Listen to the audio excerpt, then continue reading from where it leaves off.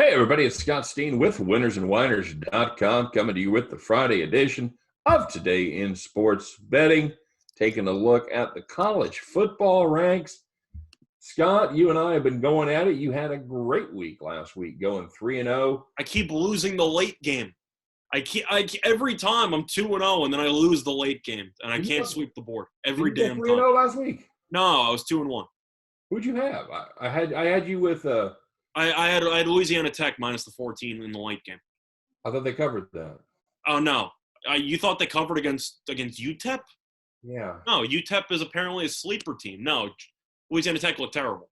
Yeah. They scored a touchdown, take the whatever, and I think they gave up a kickoff return touchdown the following kickoff. And I'm like, all right, cool, I lose.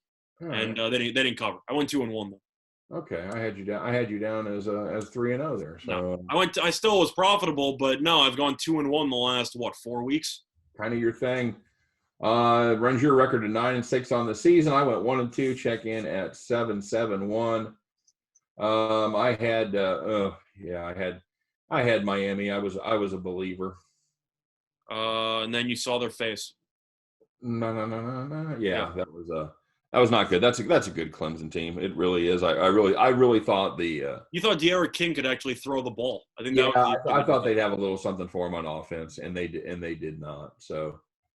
And then Texas Tech was they hung with Iowa State for a little while. They just ran out of gas. That was so anyway. Yeah, a couple of my dog picks. I had a no sweat win in the Texas Oklahoma over. Yeah, that one, right? It was about like that game last night. No, I think I had a 99% chance of losing that one according to stats. And then Texas has the comeback. Lincoln Riley, the offensive genius, throws the ball when Texas had no timeout to 2 minutes to go. Fun stuff like that, and worked out. I also had the over in the Arkansas State game against Central Arkansas. Money poured in on the under. I got an awful number. I got like 62. I think it closed at like 57. Like I got an abysmal number because people were expecting terrible weather from the hurricane and stuff like that. And you saw Arkansas State's defense yesterday, and now you know I like the over in that game because they scored 50. They gave up 20-something. The game flew over. So I ended up going that Arkansas State defense, I really thought getting them full strength. And early in the game, they looked better. They were able to stop the run. Well, they were doing well, and then they ended up having they gave up the scoop and score to Georgia State. And that was kind of the break of serve back. And then both teams just took turns scoring the entire game. It was on from there, wasn't it, man? That was It was. But well, I have to say that I was on that one. We had the We had the over. We both love the over. That cashed basically with 8 minutes to go in the third quarter. Yeah. I had the over on a premium play, and I had Arkansas State laying the points. You and I went head to head there. At Georgia State, and it turns out their star running back didn't even play, and their second best receiver was also a late scratch. So both of them were expected to play before about 10 minutes before the game, and they still scored 52 points. I was going to say, Scott, so how many would they have scored with those two guys? No, the issue is that Cornelius Brown's not accurate with the football. The issue is that he can't throw. He was fine because he kept – told you that yesterday. I know, and I accepted that because I assumed they'd run the ball down their throats, and they kind of did. But Brown, I know he's a true freshman.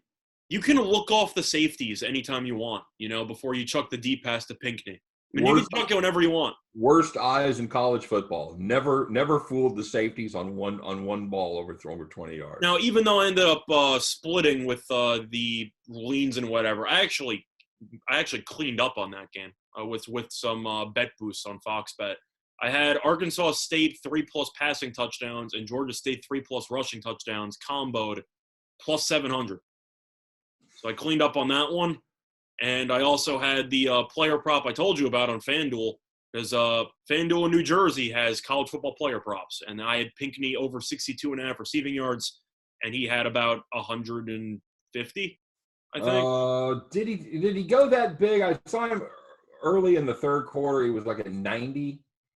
I'm pretty sure he ended up with like 150. Yeah, 146. You're right. Six for 146. I got him at 62.5 on the over. So I slammed both of those. I cashed. It was a good day overall, but I wanted the bragging rights. You and I talked a little bit about this. They scored 111 points. How many punts were there, Scott?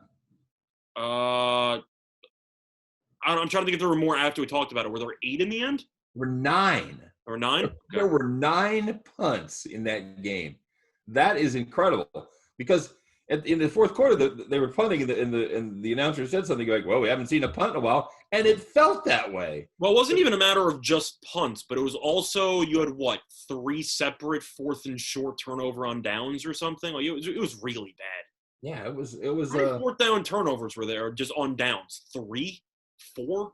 It's Sun Belt football, my friend. I still can't. I love the play call though. 4th and 5. Let's chuck it 40 yards to a guy who's in triple coverage. I'm shocked that play didn't work.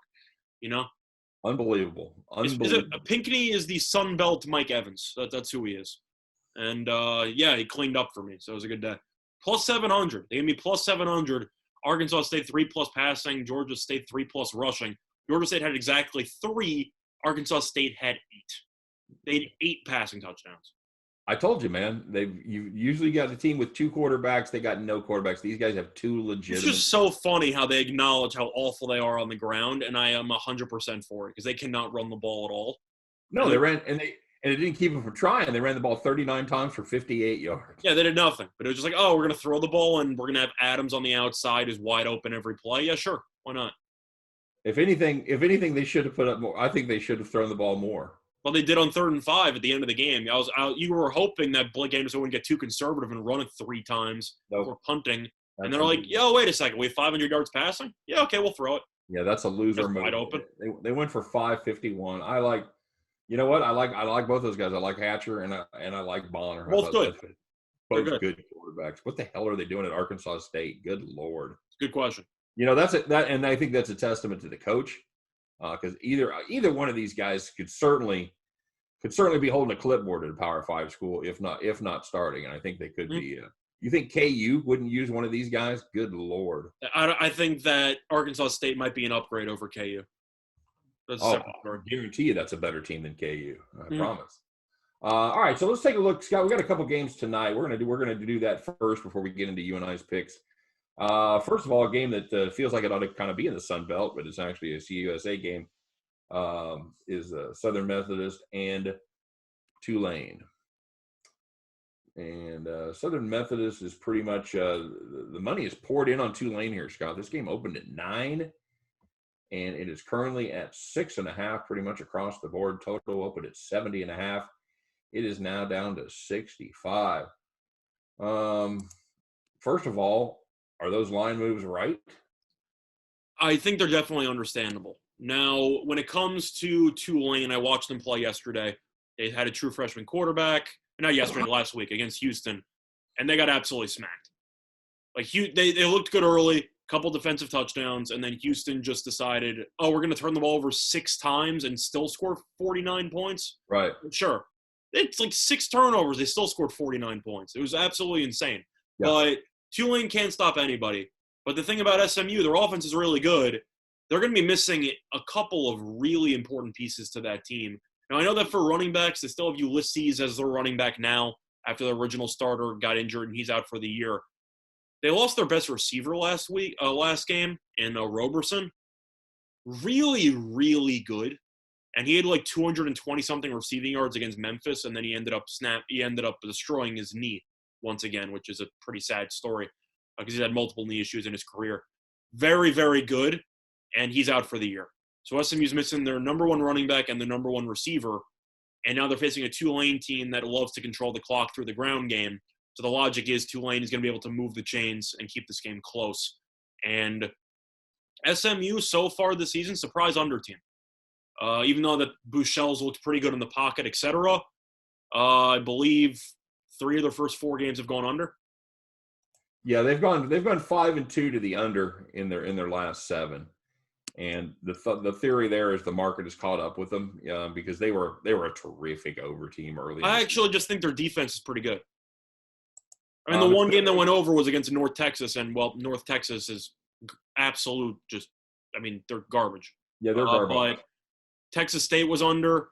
SF Austin, they scored 50, but SF Austin, whatever, only scored 7. And then the Memphis game, which is supposed to be a track meet, it looked like a track meet in the first half, ended up slowing down to a crawl. So I understand where the money's coming in, and I think that Tulane has a serious shot to win the game if you want to talk about SMU's current injuries and everything like that.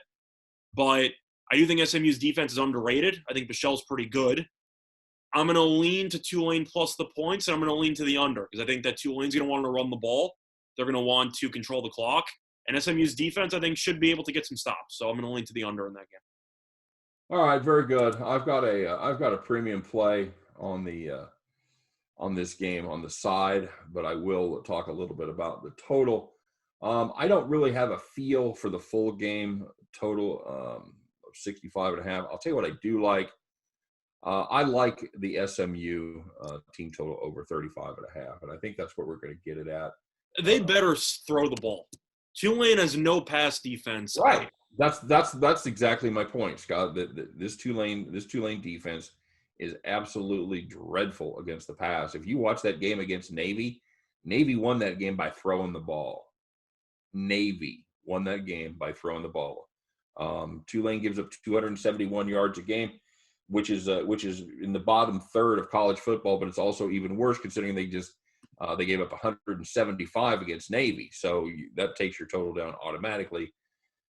This is a team that just cannot stop the pass. They don't really get after the pass rusher as well as they have in the previous 2 seasons. I like this Tulane team the last couple of years. They were a good underdog team for us. I'm acknowledging Tulane is not good this year, but it's a matter of SMU not being as, I'd say, high-powered offensively as we're accustomed to seeing them. I don't know if that's true. I don't. My opinion. From what I've seen from them, I think they're fine, but they I don't know. They haven't been as – I don't know. Maybe it's just me. When I see SMU Memphis, I'm expecting 85 points. That's just me. And offensively, they completely shut down in the second half offensively. They didn't do anything the entire second half. If you're going to shut down by Memphis in the second half, I think your offense might be a little bit overrated. I don't hate that Memphis defense. And Memphis, I think the defense is okay, but I've just seen them play, and it seems like they just can't put together a full 60 offensively. They go through spurts, and I think that's a problem. But I'm acknowledging Tulane is not that good. All right, very good. I actually found a prop on this matchup that I do like from a Fox bet, which I bet last night. It's actually pretty funny. Of course, the issue with Fox bet are the limits, because I'm pretty sure the limit on this is $100. But SMU, 400-plus passing yards. Do you want to guess the plus on that one? For the over? Yeah, 400-plus passing yards. You can't take the under. Plus 140 or so? 9-1. What? 9-1. 9-1? Plus 900. What the hell else are they going to do? Correct. This is why Fox Bet's my favorite book. And what do you got to have Fox Bet? Like you have like a VPN, or how do you do that? I have somebody who lives in Penn, and I have a runner. But in Jersey, you have a proxy. Yeah, I give him a piece. But that's the issue with Fox Bet is that the limits are usually around $100 or lower. So of course they don't look that attractive for high rollers.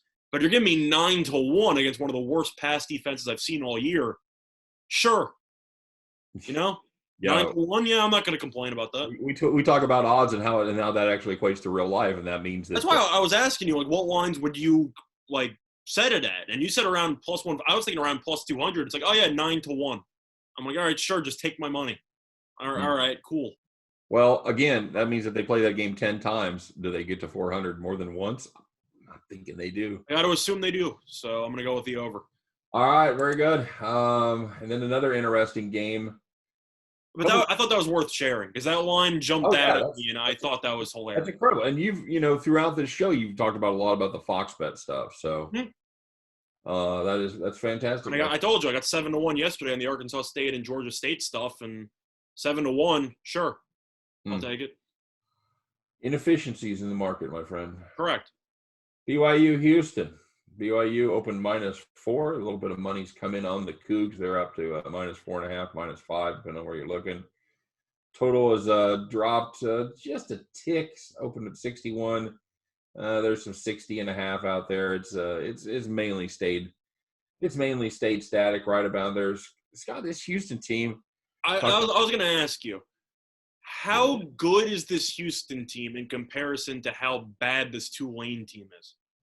Yeah, see, I don't know. That's the. You have 6 turnovers. I understand. Yeah, It's a matter of, I think Houston, of course, Holgerson's a tremendous offensive mind. Of course, he's a very good offensive coach. I'm not a Tune guy. I don't think he's that good of a quarterback. So I automatically kind of put a cap on my expectations for Houston. But the issue you have with BYU is the fact that they kind of sleptwalked through their matchup against UTSA last week, and they only rushed 3 guys. So you're going to have a lot of time in the pocket to find playmakers like Stevenson in the passing game. I think this game should feature a lot of points. I'd lean to the over. I'm going to lean to BYU anyway because you know what I think of this BYU team. But I think Houston's good, but I also think that it's a bit of an overreaction based on what happened last week because Tulane is just not that good defensively against the pass. So I think Houston looked better than they might actually be. Yeah, Houston defense was statistically one of the worst in Division I last year, or FBS as the kids call it. And even against Tulane, they looked fine defensively, but they were against a true freshman quarterback with no experience. That's the thing. Now Tulane has been able to run the ball, and Houston shut that down, and that was probably the most impressive part. You shut down the running game against Tulane. You're doing something right. However, we talk about it a lot on my show and on this one as well. If you can turn a team one-dimensional, you have won the battle. And if they can turn if they were able to take away the passing game or not respect the passing game, you stack the box with 8 guys, you're going to have some success shutting down the run. They're not going to be able to do that against BYU. BYU up front, offensive line-wise, is just something else in comparison to who Houston's used to dealing with the offensive lines. Because BYU, year in, year out, they just have such a good offensive line almost every year. Yeah, agreed. But this is, the saying, Scott, good teams win and great teams cover. And this is a BYU team that's been pretty good against the spread. They fell down last week, like you said, against maybe a better UTSA. I think UTSA is not bad. Yeah, I think they have been kind of lumped into that. They had a couple of games in the middle there, UTSA, where they were without their original starting quarterback. So people might think that this team isn't as talented as they are. They got their quarterback back, and they hung tough. But UTSA is what, 4-1? Yeah, they're not a bad team by any means. Of course, BYU being ranked 14th means when you're favored by 33, you should beat the crap out of this team. But I still think BYU is a very, very good all-around team. Zach Wilson is a very good quarterback. The receiving core with Romney, et cetera, is still very good. Mm-hmm. And the defense, they only rushed 3 guys, but the defensive line's good. Yeah, I've got to play on the total. I'd lean over, but I'm gonna lean to BYU as well. I think BYU is more talented. We have to. I'm just not convinced this Houston team. I'm not convinced that defense took that kind of a leap. I think this is more about how bad Tulane is. Yeah. So I will. I'll play with you there. Plus, I have to assume BYU is going to win the turnover battle. I mean, if you're turning it over 6 times against Tulane, and I've seen Tune play, we both have. He makes a lot of dumb decisions almost every game. Yeah. So I expect him to turn it over twice or so, and I think BYU. Got to write them in for 2 turnovers. Absolutely correct. Yeah. So that's how I view it. Give me the Cougs in a road victory there. Just to be clear, it is the Cougars versus the Cougars. Oh, yeah, good point. Give me the Mormons. Yes, okay. Nice save. All right, and now we'll talk about a little bit about last week. Like you said, Scott, you went to 2-1. Nice job. You ran your record to 9-6. I, on the other hand, stuck in the mud. Went to 1-2, dropped me to 7-1. So I'm 2.5 behind you. You're in striking distance. Oh yeah, I'm 1 good week away. It's fine. I'm gonna chop a little wood this week, Scott. I got to be honest with you. I'm chopping some serious wood on my first 2 games. Is that a Stanford Cardinal joke, or I don't know what that means? Laying the wood, chopping the wood. Okay, fair enough. I know laying the wood. You'd say chopping the wood. I got flashbacks of that Stanford mascot ESPN commercial. You know what I'm talking about, the This Is SportsCenter commercial. Which one? The Jason Hayward one. They're looking at his bat and talking about how it's like laser carved, and then in the background you see the Stanford thing get thrown into a wood chipper. Don't believe I've seen that one. It's actually a pretty funny one. Sounds delightful. Okay. So losers walk, I assume. So I'm going to start off. I'm going to look at a Big 12 battle between the Kansas Jayhawks and the West Virginia So Mountaineers. you're obviously on Kansas money line, right? Oh yeah, you know me. I'm a big KU fan. West Virginia minus 22.5. That's where I'm landing, Scott. This is a bad KU team.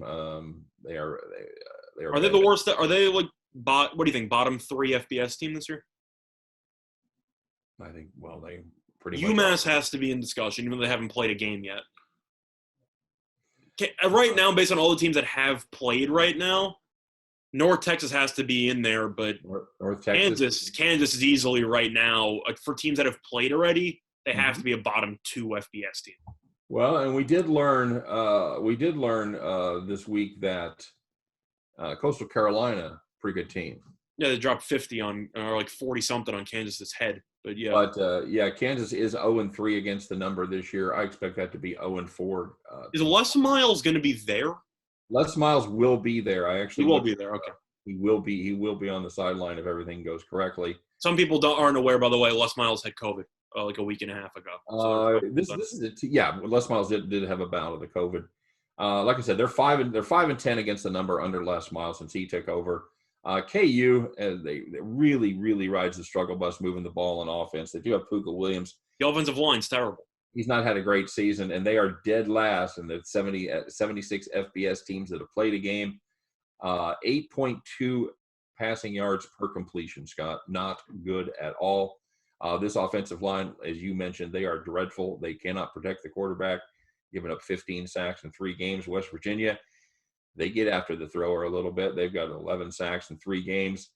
I expect this to be an absolute bloodbath. Give me the Mountaineers minus 22 and a hook. Yeah, I definitely considered playing that, especially since the game is going to be in West Virginia. I think they're just going to try to and they're going to have fans for the first time. Yeah, so I expect them to come out and just probably win the game by 28, something like that. I'm feeling it. But anyway, the first play I'm going to go with, I'm also going to lace some wood here. This is in any particular order. I'm going with Temple minus 11.5 at minus 108 on DraftKings as they take on South Florida. I know Temple lost their season opener last week against Navy. Anytime you start a season off against Navy on the road, it's a pretty tough spot. They ended up scoring 29 points. They got killed on the ground. Navy, I'm going to get into in a little bit, a spoiler alert for foreshadowing purposes. But Temple at home against South Florida. The South Florida team stinks. This team is awful. There's really no other way to put it. They gave up 52 to Notre Dame, scored 0 points. They lost by 21 to Cincinnati, only scored 7 points. Then they only scored 24 against East Carolina, and they gave up 44 points. Yikes. This team is awful. Yikes. Like, this team is beyond bad, and their one win came against the Citadel, and the Citadel aren't very good either. So, Temple's 0-1, tough loss to Navy. They play their first home game of the season. They got Russo back from last year, who I think is an okay quarterback overall, but for the sake of the AAC, pretty good quarterback. I think he's fine. But I do think that Temple has the advantage on the offensive and defensive lines. I think the defense will look a lot better. And South Florida offensively with McLeod at quarterback, they're not getting it done. They're only averaging 14.5 points per game. But if you lose by 20 points to East Carolina, I got to lay the 11.5 with Temple at home here because I think that South Florida, we're talking about bottom 3 teams in FBS, et cetera. Yep. A USF has to be bottom 5, bottom 10. This team is really bad. Not good. We talked a little bit about it before the show, Scott. Temple is the best team against the number since 2015. They've gone 44-24, 64.7% if you just blindly bet the Owls. Temple offensively was fine against Navy. I know Navy's defense isn't that great, but they had 407 total yards, 29 points. They looked pretty good offensively. Defensively, they gave up 251 rushing yards, but that, of course, was against a triple option team. Meanwhile, South Florida is giving up 220 rushing yards per game, and they haven't faced a real option team because the Citadel doesn't really count. But they just aren't Ask Army if the Citadel counts. Well, Army struggled last week, but Citadel also had a bunch of COVID absences earlier in the year, so they were definitely not at 100% in the start of the season. But South Florida, they're averaging 185 passing yards, 145 rushing yards. This team just simply is anemic offensively. and I think that Temple should probably win 28-13 maybe. All right. You have any thoughts on that? I think that's solid. It's mostly just a fade of South Florida because until they show me something, I think this team is just bad. Yeah, agreed. I wasn't that impressed with the Temple game last week, but again, the Bulls are on a different level of bad. So I think that's a decent play. Scott, I wasn't really happy laying the just 22.5 with West Virginia. I'm gonna lay some more. I'm gonna take Georgia Southern over UMass. Was that 33? 31. 31? 31 I've got this at. This UMass team is historically bad. This will be their first game of the season. They lost by an average of 32.75 last year. Didn't they give up like 56 per or something? Yeah, and that they didn't exactly play Murderers Row. They played Southern Illinois, FIU, UConn, Liberty. They actually beat Akron. Huge. Tells you how bad that Akron team was. Oh, my God. This was two teams that were just moneymakers for us last year.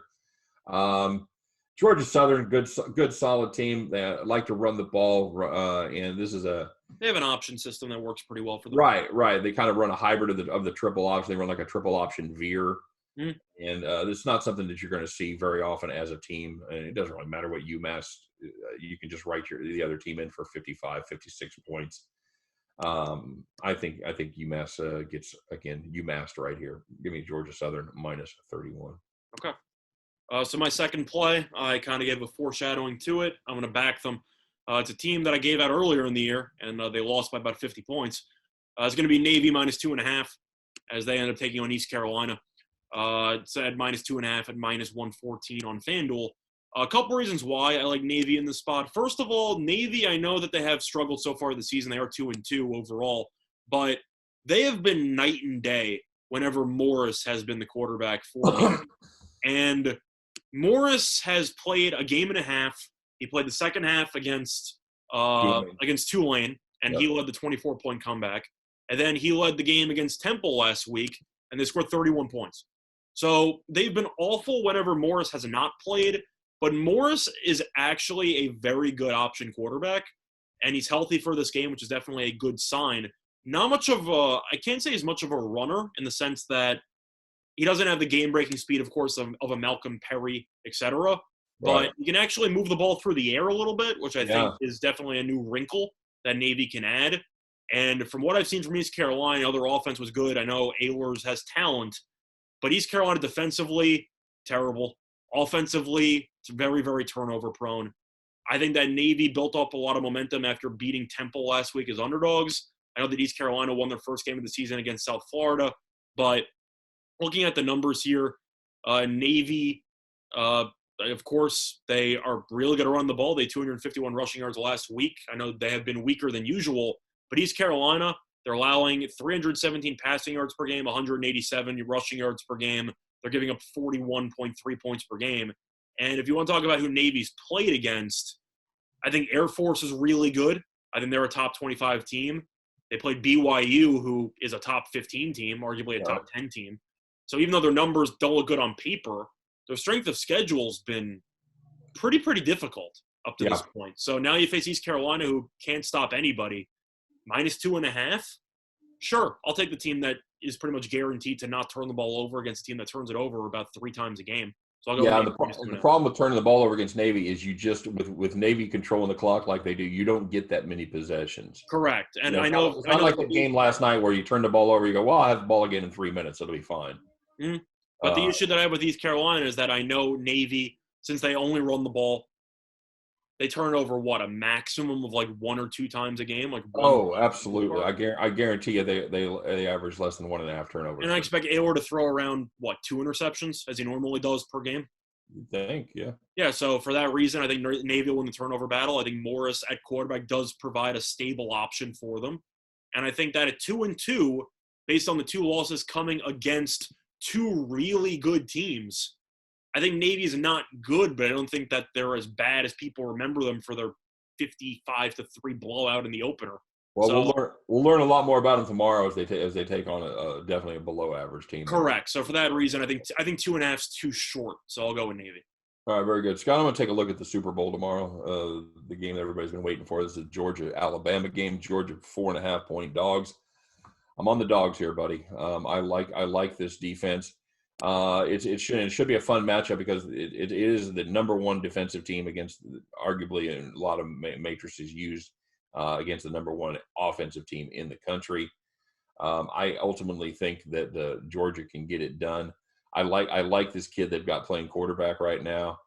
I think that adds a new dimension. Well, his gambling quote was a top tier quote from last week. Share that with us, Scott, because I know you and I talked about it via text. I sent it to you. Right. It was on Twitter. It was shared that they asked Bennett how he thought the game went, and Bennett said, "Well, I think we covered the spread, so I think it went pretty well."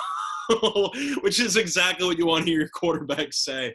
Yeah, good stuff. I know I mentioned to you, I don't think he will ever say that again in his correct, college. but I do enjoy the quotes. I thought that was pretty fun. Yes, very good. I got Georgia plus 4.5. This is a team that knows how to control the clock and keep. Well, you got to also mention the huge elephant in the room, which you haven't talked about yet.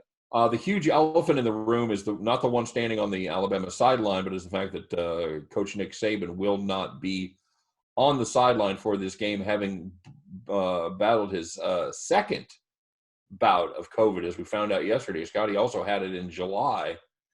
So it's kind of bad news for Saban, bad news for all you people that want herd immunity out there. I don't remember if he had it in July or if the basketball coach had it in July. No, the crawl underneath said he also had it in July. Okay, so then the basketball coach also had it. So, yeah, it seems like all the coaches in Bama have had COVID at one point or another. But, yeah. So it's, like I said, bad news for Saban, bad news for anybody that wants to talk about You're telling me you're not sold on in-game adjustments by Sarkisian? I think Saban's still going to be coaching this game. According to regulations, it's mid-game, it's tough. Pre-game, he's going to do all the setups as he normally does, etc. But there are a lot of NCAA rules which basically say you can't use a transmitter or anything like that unless you're in the press box. And as far as I know, he's not allowed in the press box. No, but he'll be able to communicate with the guys in the press box. I'm saying I don't know if he's going to be in the press box. He will be able to communicate with guys who are in. He'll be watching the game and communicating. Okay. I don't believe Saban's just going to be sitting in his living room with a bowl of chips. I'm just saying that might be something to monitor, because if he is able to make adjustments and stuff like that in game, then of course that matters. But if he is going to be, as you put it, on his couch eating chips, that definitely benefits Georgia. That's all I'm saying. Oh yeah, absolutely. But I'm not saying it's a foregone conclusion that Saban's going to be coaching. He might not actually be able to. I don't really know how the NCAA is going to handle this. Okay. So keep that in mind. I don't know why they wouldn't, since he's not suspended. He's not. He's voluntarily not on the sideline. He's not. I'm just saying it's according to whatever NCAA regulations, and it's the NCAA, so the guidelines aren't going to make any sense. No, so that's a good point. I'm just saying that's definitely a variable you might want to keep in mind. I also don't think it matters. You like Georgia anyway. I'm just stating for other people at home that Saban might not be involved at all, but he might be. So keep that in mind. Well, there's a solid breakdown right there. Mm-hmm. What do you think? What do you think of this one? About the Georgia game? As soon as I heard Saban might not be there, I was leaning Georgia. I know that Kirby Smart has been a good coach at Georgia. He can't get over the hump ever since that they blew that title game a couple years ago. But still a very good team. I'm a little bit concerned about the slow starts they get off to in first halves. They let Tennessee hang around for a while. They let Arkansas hang around for a while. I know that Mac Jones has looked really good offensively. This Alabama defense is just so bad that I've got to assume that something's got to give there. And I think that Bama's offense should struggle a bit more against Georgia's elite defense. I agree with you. I think that Georgia has a real shot to win the game outright, if I'm being honest. Now, of course, I'm going to hear that Saban's going to have some way of communicating and the whole thing's not going to matter. But at 4.5, this Bama defense can't stop anybody. So I got to lean Georgia. Yeah, Ole Miss just rolled through them last week. Just absolutely. They miss assignments. They do a lot of un-Alabama-like things. I think Matt Corral's a good quarterback, but at the end of the day, you can't give up 40-plus to Ole Miss. No, you can't. You can't do it. And Georgia may start slow, but the nice thing is their defense keeps them in it. Their defense hangs around until they can actually put together the offense. I like this kid Stetson Bennett. They also got good receivers in the perimeter. Absolutely. I think they can. I think they can. They don't really run the ball that well, which is surprising. They average under 4 yards per carry, but they can throw. They can throw the old pigskin around, Scott, and I think that continues. I think they're averaging 12.2 yards per catch. This is a team that can stretch the field and put real pressure on that Alabama back seven, and that's what you got to do. You watch Mississippi; it was just blown assignment after blown assignment. Now it's Alabama. Sure, they might be working on it a little bit this week, but I still like the Georgia Bulldogs in this spot. Give me UGA plus the 4.5. I wouldn't be mad at you if you want to take a little sprinkle on the money line as well. I don't have. I want to actually ask you something because I think it is worth mentioning. Mm-hmm. So I know Alabama opened up as a 6-point favorite in this game. Yep. And then the Saban news came out, and they ended up dropping to roughly 4.5. Assuming Saban's not there, how many points do you think Saban's worth? Honestly, not many. Really? I think he does his work during the week, Scott. That's definitely fair. I just think that it's definitely worth having the conversation. No. Because you're going to view the replacement, and you have Sarkisian as the replacement. Well, you got to understand. The coordinators are running the show during the game anyway. You know, Definitely true. I don't think Saban. I don't think Saban calls the plays, right? I don't believe so, but I do. No, Sarkisian does. But the point is that for halftime adjustments, etc. Yeah, and I think they'll be able to make those. I think Saban will be involved in making those adjustments. If there's a way to get around a rule, if there's a way to skirt it, if there's a gray area to exploit, Nick Saban's going to do it. Yeah, that's fair. Again, I just don't believe he's going to be sitting with his feet up watching this game and going, oh, we should have done this or that. I think he's going to be on the horn. So, yeah. All right, what's your last pick, buddy? So my last pick, I'm going to be going with another favorite here. It's going to be a road favorite in a matchup that might surprise you. It's going to be on Liberty, minus the 3 against Syracuse on the road. I know that people might say, oh, you're going against Syracuse in the Carrier Dome. Yes, I am. This team lost to Duke by 14 last week. They're 1-3. Their one win came against Georgia Tech. They're just not a good football team.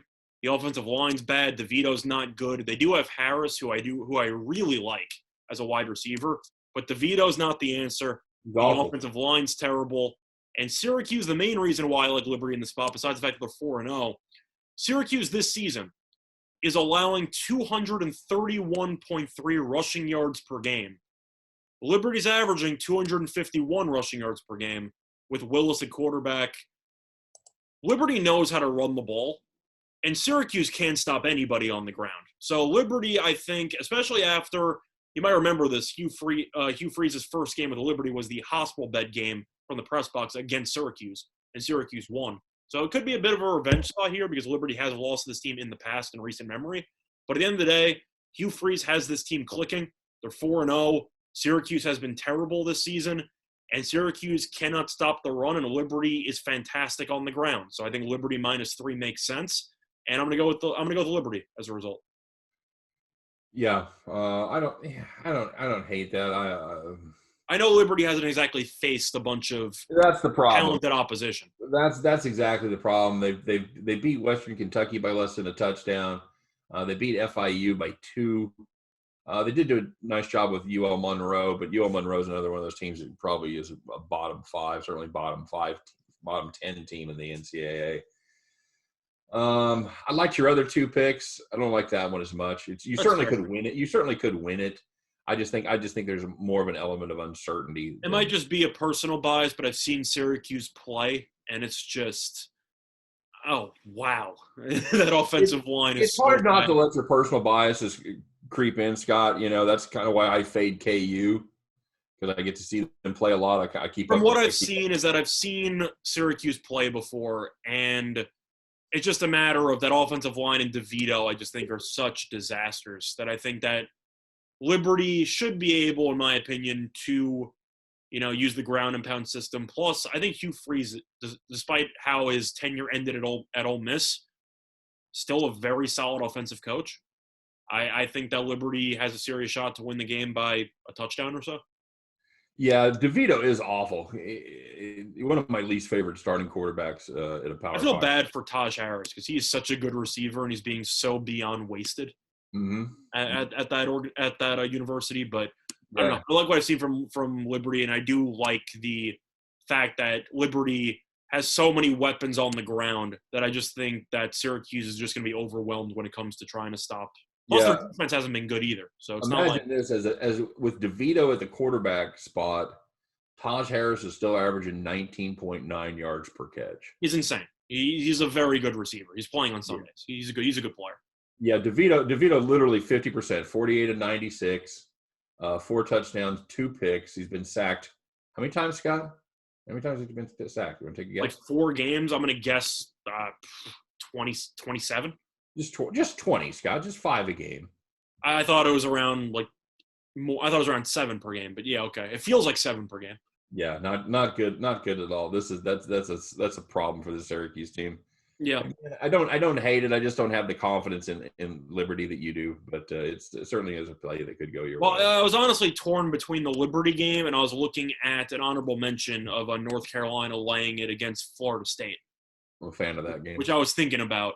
Yeah, but North Carolina's offense was great. They have some of the best running backs. They have one of the best running back tandems in the entire nation. It's just insane. And Florida State, not going to lie, not very good at all defensively.